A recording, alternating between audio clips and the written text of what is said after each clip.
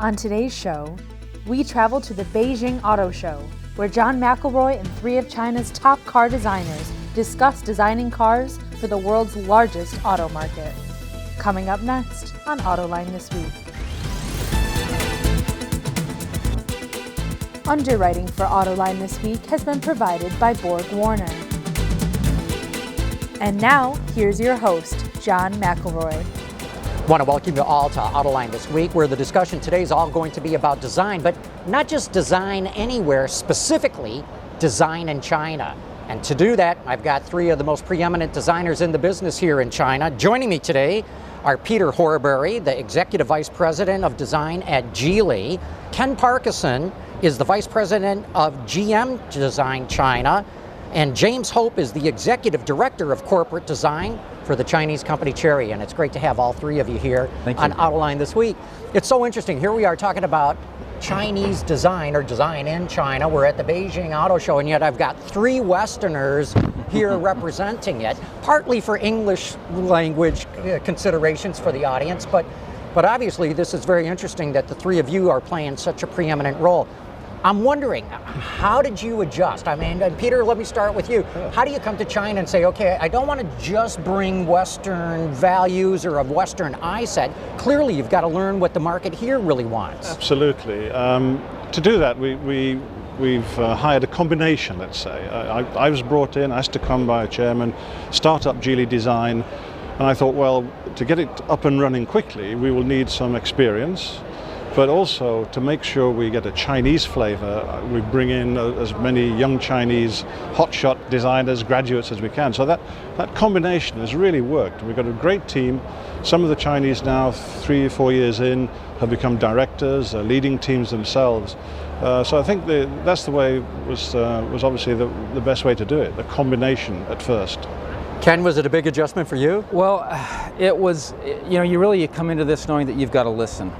You can't come in and just say, hey, this is how it's going to be.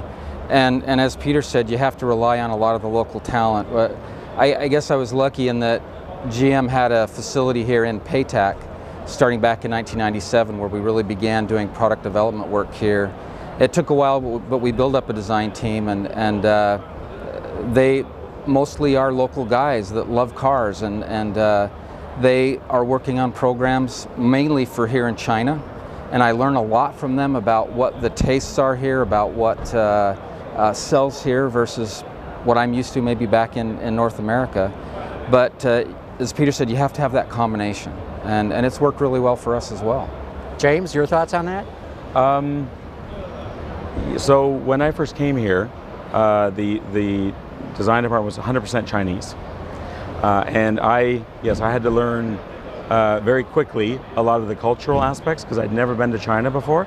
But I think design is really more of a universal language. And if you look at the many of the companies around the world, depending on where they are, they don't necessarily have that nationality.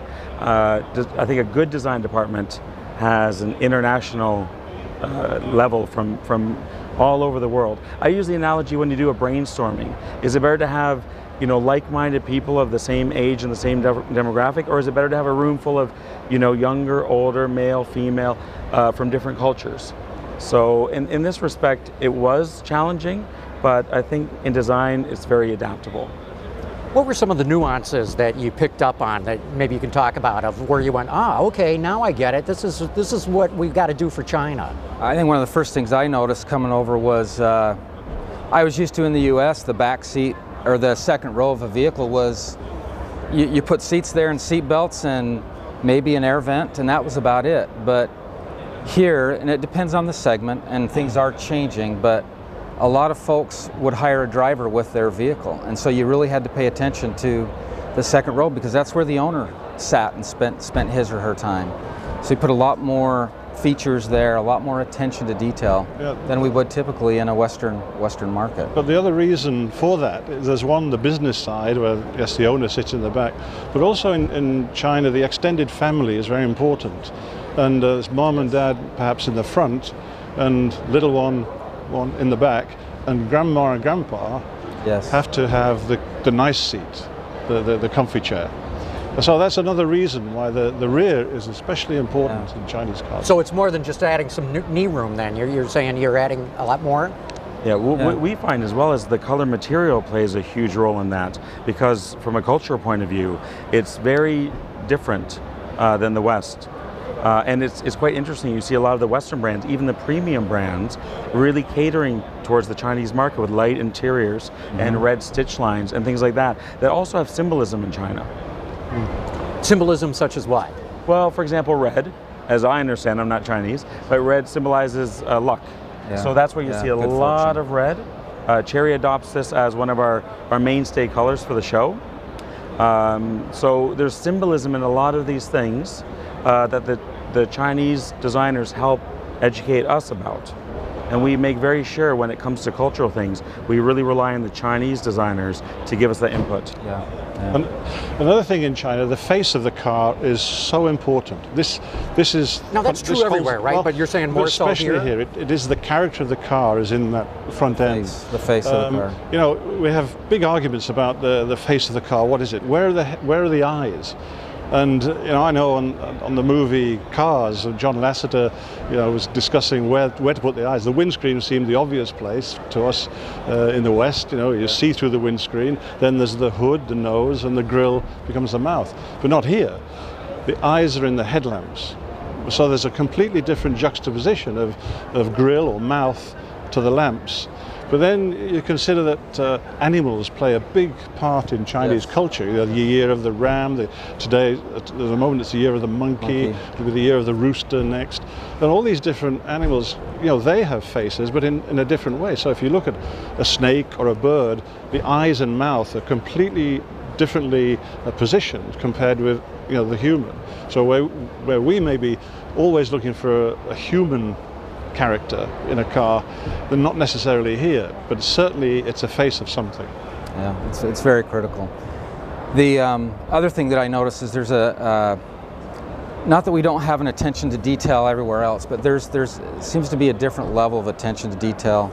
The grills, for example, we just put a tremendous amount of work in all of the primary and secondary surfaces, primary read, secondary read, and grills, even to a higher level than what I'm used to back home, and it's a very, very important part of how we do it. To my untrained eye, the designs here look busier, if you will. There's to your point, more detail, more character everywhere that you look on the vehicle. Am I picking up on that right, or no? I think you are. I think. I would say part of it is the maturity of the overall design industry here in China. I see a big difference today from when I first came to China back in 2007. What way, Ken? Well, I see a lot more, I'll put it this way, tasteful design, where quite honestly some of it could be international. Whereas as I go back in time, 2007, I saw, walking around the show here, I saw a lot more of what we would call direct copies, or just very, very, to my eyes, what was kind of strange design. And I'm seeing a lot less of that today. I would have termed it garish, maybe, in the past. Yes, and now it's becoming, to your point, more international, a cleaner look. Yeah. The great thing is, at Chery, where when I worked in other companies, you had to always be very cost sensitive about a lot of the details. On the front, I'm quite shocked, which basically what design can get away with the chrome pieces, which is great. They're willing to put the money into the front face, and like you said, maybe it's for our taste a little bit too much, but there's a lot of pieces we're playing with, and this is quite exciting for a designer. One thing that I've really picked up at the show here is that Chinese people are car crazy, or certainly the people here are. And I find that astonishing because this is not a car culture, or certainly if you go back 10 years ago, there were so many fewer cars being made, so many people having owned them. What is it about cars? Because the traffic here is like I've never seen anywhere in the world, let me tell you. What is it that the Chinese people are so enamored by automobiles? Well, yes, and you see so many wild things on the streets that, you know, past my hotel, I see wrapped Lamborghinis and McLarens in bright chrome orange or green, wild stuff. Even Rolls Royces in pink and black wrap. it's astonishing what people will do with their cars as well to make them personal. I think a part of it is, and I don't think many people realize this, the Chinese people are very, very focused on moving into the future. We often hear about how old the civilization here is, which is true, but in the West, people will pay a premium for an old car or an old home. Not the case here. Doesn't even enter their psyche. Yes. They want the newest, they want the latest, they want the greatest. And part of that, I think, stems from a pride in their country and how far they've come in such a short time. And they're looking to the future, and they know that part of that is personal mobility. They want to have the kind of a lifestyle they've seen in the West, and they want to improve on it and grow it. And I think they're doing a great job in that. So. And what our research shows is they want to also really express themselves. They want to show people that they've made it, they've got a car. And it is, in a lot of ways, a status symbol in China to own a car. It's really also, it's still seen, I think, as more of a luxury than a necessity item. Yeah.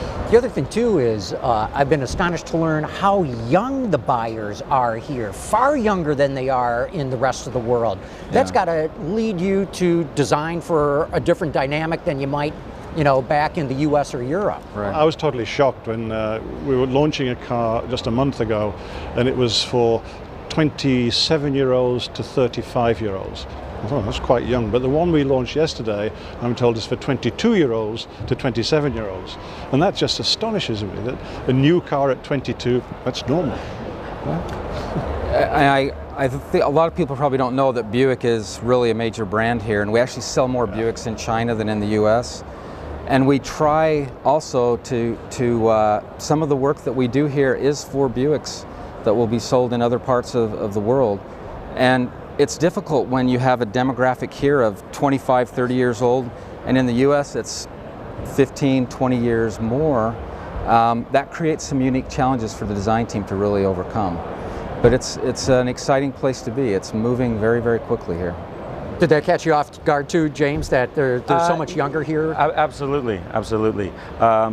We just launched last Wednesday our new brand campaign, and it really targets young buyers.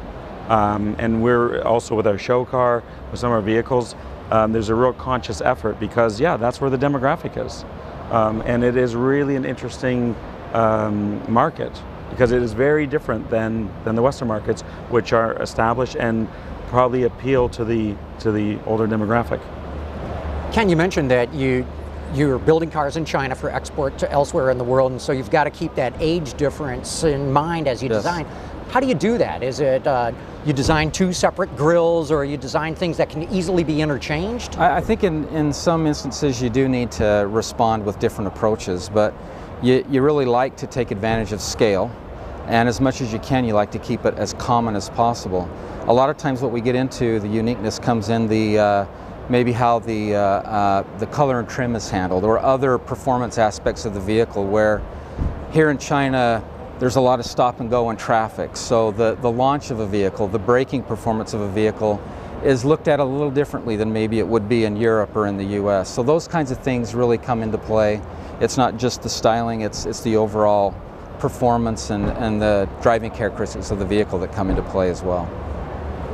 How did you build up a staff here? Peter, you mentioned that you've got some really enthusiastic young guys. It seems like the world over, being a car designer is a cool thing, but especially here. It is, and their ideas are stunning. I mean, I was at a student review 2 nights ago, and I was just shocked by the creativity and the imagination. Well, we have to sort of channel that into a producible car. So that's why we had to bring some experts with good experience from abroad. But the enthusiasm is so great. That these ideas are coming through fast, and we're seeing a development of the people themselves into management roles, being able to lead teams, and just this fantastic combination of creativity and the ability to see it through to the feasible production is wonderful. James, have you had to build up a team, or did you step into one? Well, I stepped into one. Like I said, that was 100% Chinese, but I wanted to, because Chery's the #1 domestic producer for international market. We're the #1 exporter. So I wanted to bring in very select experts to almost drop in as a circle of influence. And we've got people from Japan, Korea, Australia, Luxembourg, France, Germany, USA, and Canada. But there's only 12 of us as international, and the rest are Chinese. So we've got quite a small team. It's only 85, but we've really got what I feel is the right team. And Ken at GM? Well, and I stepped into a team in PayTech, and at PayTech today there's well over 200 people at that design center, sculptors, designers, digital sculptors. And so there's been a history there of building up awareness around the country of that effort, and we really have had a great experience attracting young talent there. Similar as to what both of these gentlemen said, we've got folks from all over the world that are there also participating. They're a small number compared to the overall team. But my predecessor here, we decided several years ago to open up a small satellite advanced studio for GM here, and it's only about 16 people. And so we've recruited for that team, and it's been exciting because in some cases we've found local Chinese designers that actually went to school in the UK. And actually cut their teeth as a designer in Europe, and so they've been able to come back here, and they've been a great influence on the younger folks that we've hired from some of the local universities. But there's a great love and understanding of cars throughout the youth here, and it's not hard to find qualified people. And there's some very, very good students coming out of the Chinese schools right now. Yeah. The experience is hard to find, but the talent level is definitely very strong. Ken, we've seen GM bring a lot of cars over here. Some have been modified, some have been developed here. Are we going to start to see GM China design show up in GM designs outside of this country? Well, we're always collaborating. For example, Buick is a brand that's really sold in China and in the US. And so there's constant collaboration between the design team in North America.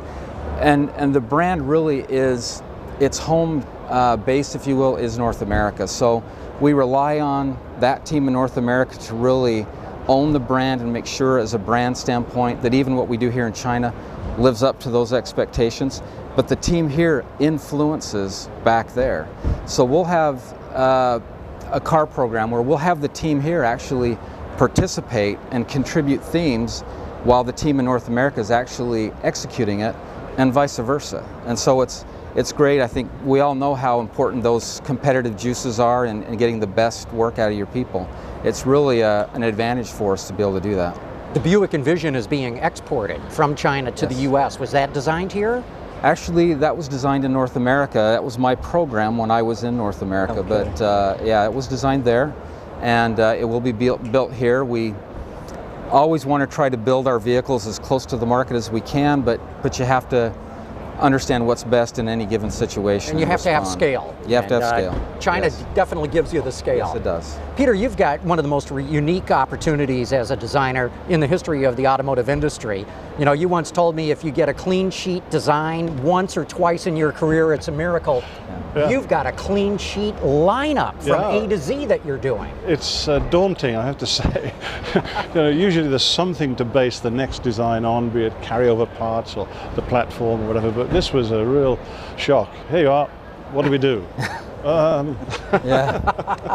But yeah, it's been very good, rather late in my career to get this opportunity, but I'm enjoying it.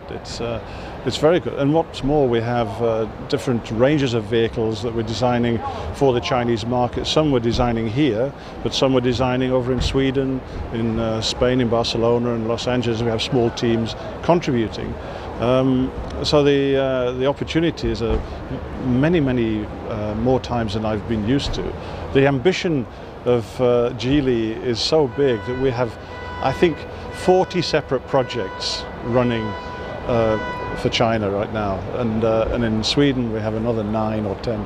That's so it's an enormous extraordinary amount of But work. it's got to be a lot of fun too to have.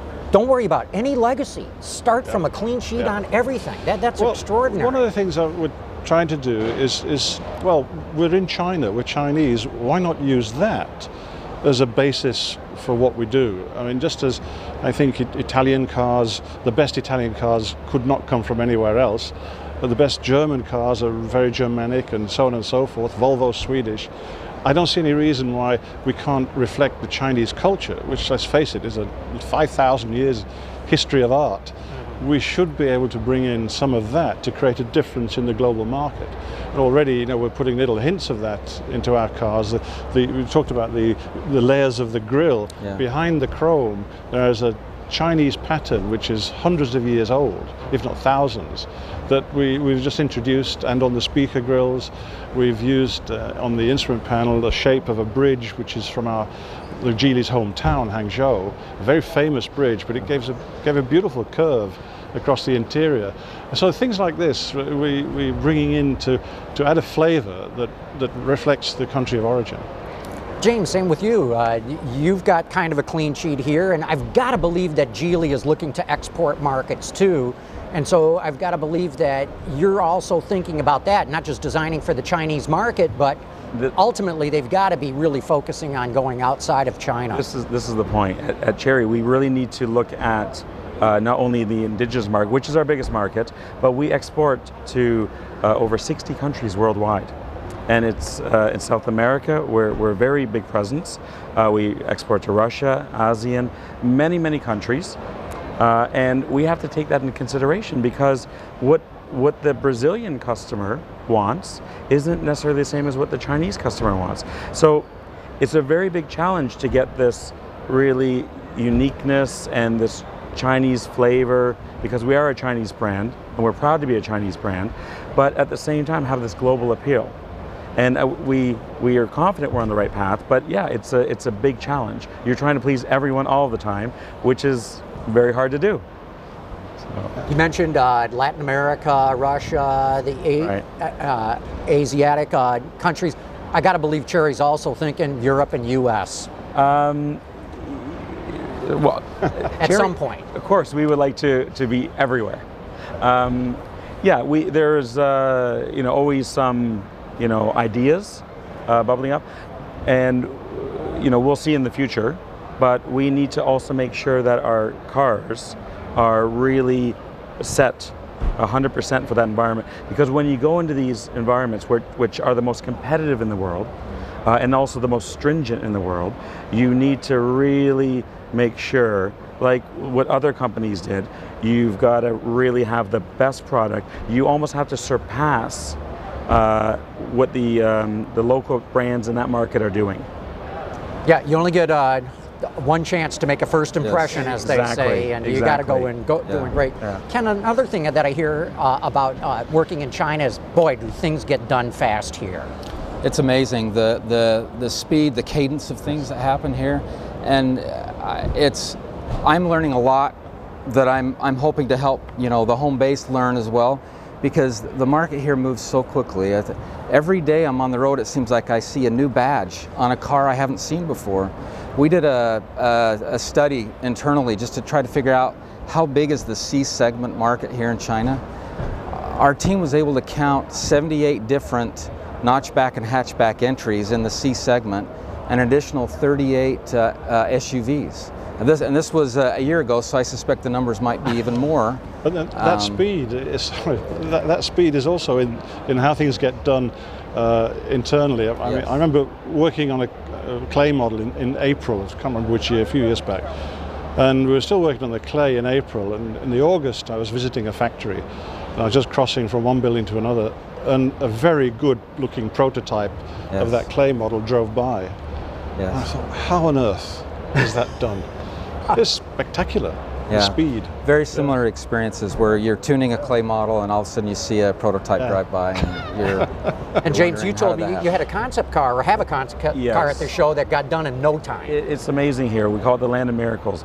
We picked the sketch. We picked the sketch literally in January, and we had to deliver the car 5 days before the Beijing Auto Show because we had this brand event, and we did it. And that to me is very, very fast. Ken, what is it? You're saying maybe you can bring some of these learnings back? Is it just throwing more people and time at it, or what? I think that's one of the main reasons we're here. I mean, obviously this is the biggest market in the world, so we need to be here. But we're a global company, and we know there are things to learn from every part of the world, and we want to learn those things and be the best that Chevrolet, Buick, Cadillac can be for China as well as the rest of the world. I think sometimes it's like the old school mental arithmetic we used to do. Question, if it takes 10 men 5 days to dig a hole 30 feet by 20 by 8, how long does it take 1,000,000 men? Because that's what we've got. Scale. Often what you find, though, at least for me, is it's not the numbers of people, it's how they approach things. It's the decisions they make, it's the hours they're willing to put in. They just move very, very quickly. And real good. I'm afraid with that we're going to have to wrap this up. Fascinating discussion. You guys must be having the time of your lives over here. Great experience. But I want to thank all three of you. Peter Horbury at Geely, Ken Parkinson at General Motors, James Hope at Chery. Very interesting. Thank you so much for taking the time out of your very busy schedules to talk with me today. Thank I you. really enjoyed it. And I hope all of you enjoyed this discussion as much as I did. And I want to thank you all for tuning into Autoline this week.